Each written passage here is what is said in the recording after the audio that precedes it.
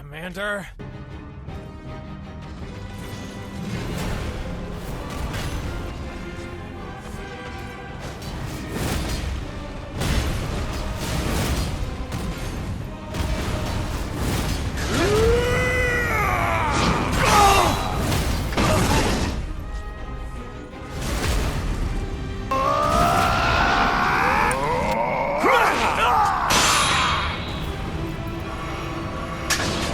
My sword!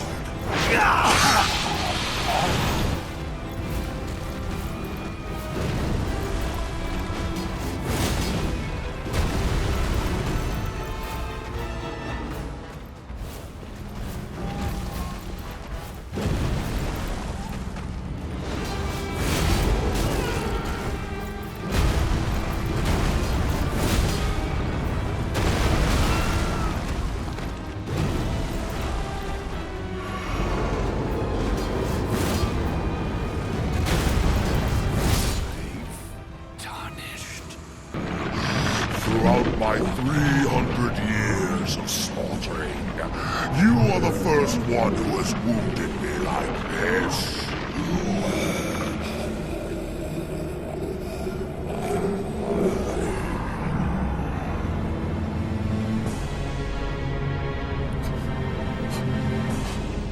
Now, this was a build I was actually pretty excited to do, but I knew it was going to take me a good amount of grinding to get to the level necessary. And as you can see, I needed to be level 300 to really achieve this. So I'm going to probably go through this build and the stats pretty quickly this time, so that way we can get to the how to use and I can show off just how amazingly fun that this build truly is. So of course you got the greatsword and the lion's claw, but this time I put it on for equality affinity, because with strength and dexterity you're actually just going to have about 60 more attack power total instead of having it on heavy or one of the others. This is something you can pretty much only do if you have both strength and dexterity maxed out. Now that's just the first part of the build, and that's going to be your main point of damage. The real thing I wanted to show off though is this dagger, the dagger with the bloodhound step. This is going to allow you to move just as fast as Guts would while he's in the Berserk armor, just going ham. This is also something you can't really do unless you have all of your stats pretty much maxed out that you need. Your vigor, mind, endurance, strength, dexterity, all of it. That's why it kind of requires such a high level to be able to just have such a godly Berserker form. For the other weapons, the jar cannon, the pulley crossbow, and the dragon communion seal, these are more for aesthetic purposes. Besides the dragon communion seal, we do need those in order to have the golden vial and the flame grant me strength. And I was also able to add another incantation in there. This is just basically giving him healing. Try to justify it as the armor is just going to heal him instead, you know, kind of binds his bones and his guts and everything together. You know, the armor is just whatever the ones you want. You can use the Knight Cavalry's, you can use Malekith's, you can use Blythe's armor, you can use the Black Wolf's mask, you can use whatever you really want, and, you know, it's up to you. The talismans are the really important part here. We're going to go with Airtree's Favor +2, just raising that maximum HP, stamina, and equip blow. That's allowing you just to have all of the stuff on there, allowing you to have just that much more stamina and that much more health to keep fighting. The second talisman is very important, the Keileen Filigree Crest. It lowers the FP consumed by skills, and since we're using Bloodhound Step a ton, along with the Lion's Claw, you're going to be using a lot of FP, and that's why we put the Keileen Filigree Crest on, because now you can just go that much harder. And for the third talisman, the Crimson Amber Medallion, vastly raising our maximum HP. We're just kind of pumping that HP really, really hard, and you'll see that we get it massive. Wow. That fourth one, of course, you need that Shard of Alexander. That's going to greatly boost the damage of that Lion's Claw just insanely, so make sure you have that on. And now for the crystal tiers, Crimson Spill Crystal tier, that's just going to give you more health, more maximum health. It's really, really good. I was able to get the health bar up to near 3,000 health, just under, and it was, oh, so close. So good. The second crystal tier, you definitely want that Stone Barb Crack tier. That's going to stance break considerably easier. You're going to do basically 1 or 2 Lion's Claw, and you're just going to pound in any boss like they're nothing. Now, I also threw on a Warming Stone. This is just going to give you some healing nearby. Just think of it like Shirkei give these to you. A little Shirkei Stone of Healing. For those incantations, obviously the Golden Vial and the Flame grant me strength to boost up that attack power considerably. But I also put the Blessing of the Air Tree on. That's going to give me just 12 health per second. You know, it's just basically the armor is just trying to heal guts as much as possible. That's just kind of the aesthetic I was trying to go for with this. That's the justification I went for, at least. Now for the Grey Rune, this is pretty important. I went with the Morgoth's Grey Rune, just increasing that health pool considerably. You're going to get about 500 extra health once you actually do this. Boy, that health bar is so close to the edge of the screen. One day, One day we'll get there.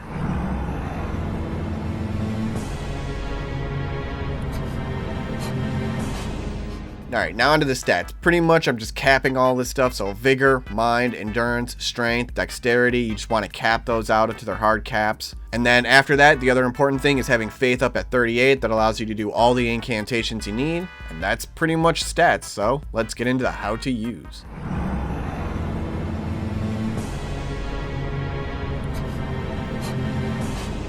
So this build actually isn't very difficult to use. It's really fun, but it does take a bit of managing and a bit of control to really kind of get used to. You'll never not use the L2 button, your skill essentially. You're going to just constantly be switching between holding your dagger in one hand and your greatsword in another, and just two-handing your dagger. Your dagger requires you to two-hand in order to Bloodhound step. So you have to be able to switch in between in order to do each of the skills. You only have to one-hand the greatsword in your right hand in order to Lion's Claw. But it makes it pretty easy to try to learn because you're only hitting 2 buttons the whole time. So the real trick to this is to start out at least by holding the dagger in 2 hands, so that way you can Bloodhound step, get yourself ready and all that.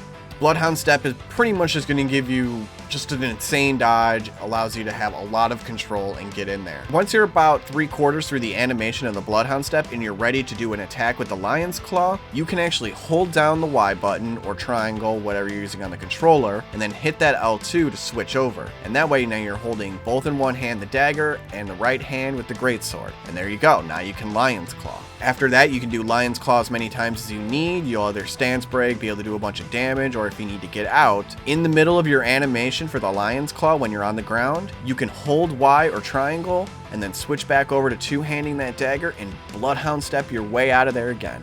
Make sure you release that triangle or Y, because otherwise you're just going to switch back over to one-handing it in and you might just end up Lion's Clawing, or Bloodhound stepping when you wanted to Lion's Claw. So be aware of that. Otherwise, you can use the pulley crossbow, the jar cannon, all the other stuff to your disposal. It's there for you just in case you need it. And by the way, this is a really, really fun build, and if you're able to do this in pretty much New Game++, then I highly suggest it. With that, I hope you liked the build. I know I really did, so let me know what you think below, and let me know what other characters I should do, and I'll try my best to make them viable.